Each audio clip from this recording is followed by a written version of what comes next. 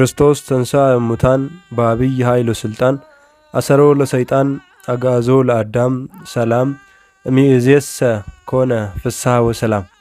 በመላው ዓለም የምትገኙ ውድ ኦርቶዶክሳውያን ክርስቲያኖች እንዲሁም የቻናላችን ተከታታዮች ይህ ድምጽ የሚሰማችሁ በሙሉ ሰላም ክርስቶስ ይብዛላችሁ። እንኳን ለጌታችን ለመድኃኒታችን ለኢየሱስ ክርስቶስ የትንሣኤ በዓል በሰላም አደረሳችሁ።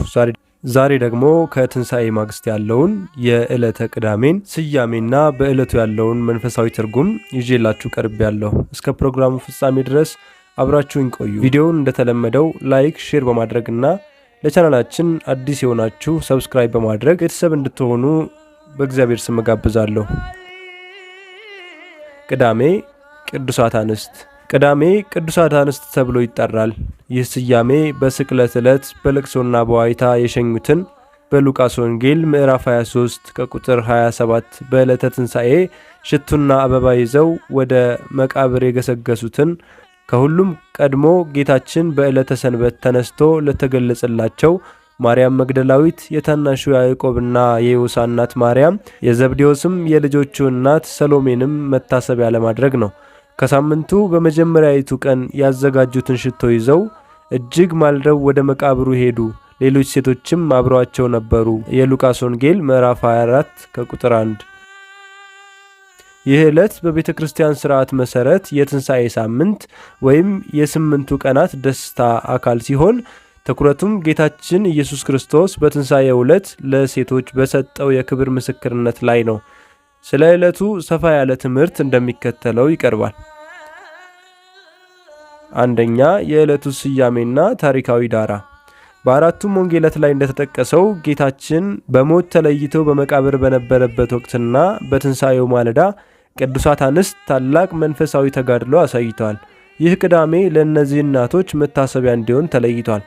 ተከታዮቹ ማርያም መግደላዊት፣ የያዕቆብ እናት ማርያም፣ ሰሎሜ፣ ዮሐና እና ሌሎችም ቅዱሳት እናቶች እስከ መስቀሉ ስር ድረስ በመከተልና በመቃብሩ አጠገብ በመገኘት ፍቅራቸውን ገልጸዋል።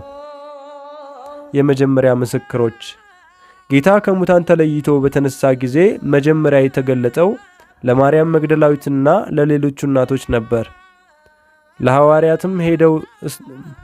ለሐዋርያትም ሄደው እንዲያበስሩ የተላኩት እነዚሁ ቅዱሳት አንስት ናቸው። ሁለተኛ፣ የምስራች ተሸካሚነት ወይም ሐዋርያተ ሐዋርያት። በአይሁድና በጊዜው በነበረው ባህል የሴቶች ምስክርነት እንደ ትልቅ ነገር በማይቆጠርበት ዘመን ጌታችን የትንሣኤውን የምስራች ለሴቶች አስቀድሞ በመንገሩ ልዩ ክብር ሰጥቷቸዋል። በዚህም ምክንያት ቅዱሳት አንስት ሐዋርያተ ሐዋርያት ወይም የሐዋርያት ሐዋርያት ወይም ላኪዎች ተብለው ይጠራሉ። ትሕትናና ትጋት። ገና ሳይነጋ በመቃብሩ አጠገብ ሽቶ ይዘው በመገኘታቸው ጌታችን ለትጋታቸው ዋጋ ሰጥቷቸዋል። የሔዋንን ዕዳ መክፈል። በሔዋን አማካኝነት ሞት ወደ ዓለም እንደገባ በእነዚህ ቅዱሳት እናቶች አማካኝነት ደግሞ የትንሣኤ ብስራት ወደ ዓለም ገባ። ሦስተኛ፣ መንፈሳዊ ትምህርቶች። ይህ ዕለት ለምዕመናን የሚያስተላልፈው ጥልቅ መልእክት አለው። ፍቅርና ታማኝነት። ሐዋርያት በፍርሃት ተደብቀው በነበረበት ወቅት ቅዱሳት አንስት ግን ፍርሃትን አሸንፈው እስከ መቃብር ሄደዋል። ይህም ፍጹም ፍቅር ፍርሃትን አውጥቶ ይጥላል የሚለውን ቃል ያረጋግጣል። የሴቶች ሚና በቤተ ክርስቲያን። ዕለቱ በቤተ ክርስቲያን አገልግሎቱ ውስጥ የሴቶች ተሳትፎና አገልግሎት ምን ያህል አስፈላጊና መሠረታዊ እንደሆነ ያስገነዝባል። የሽቱ መዓዛ ወይም ምግባር። ቅዱሳት አንስት ይዘውት የሄዱት ሽቶ የተቆረሰውንና የቆሰለውን የጌታን ሥጋ ለመቀባት ነበር። ዛሬ ደግሞ እኛ የተቸገሩትን በመርዳትና በበጎ ምግባር ሽቱ እንድንሆን ይጠራናል። አራተኛ፣ የሊቃውንቱ ትርጓሜ። ሊቃውንት ይህንን ዕለት ሲያብራሩ ፍቅር ኃያል እንደሆነችና መቃብርን ደፍሮ ለመሄድ እንደሚያስችል ይናገራሉ። ቅዱሳት አንስት ድንጋዩን ማን ያንከባልልልናል እያሉ ቢጨነቁም በእምነት መሄዳቸውን ግን አላቆሙም ነበር። ይህም ለምዕመናን መንገዱን ጀምሩት፣ እንቅፋቱን ወይም ድንጋዩን እግዚአብሔር ያነሳላችኋል የሚል ትልቅ ትምህርት ይሰጣል።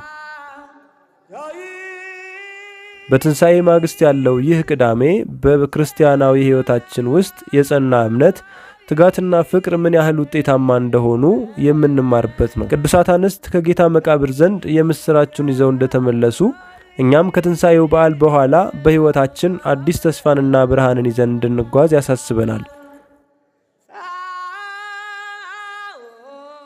ውድ ተመልካቾች፣ የዕለቱ ምስጢርና ያለው መንፈሳዊ ትርጓሜ ባጭሩ ይህን ይመስል ነበር። በሌላ ፕሮግራም እስከምንገናኝ ድረስ ሰላም ክርስቶስ ከኔም ከናንተ ጋር ይሁን እያልኩኝ ቻናሉን ሰብስክራይብ እንድታደርጉ ላይክ እና ሼር በማድረግም መንፈሳዊ አገልግሎቱን እንድትደግፉ በእግዚአብሔር ስም እያሳሰብኩ ነው። ወስብሐት ለእግዚአብሔር።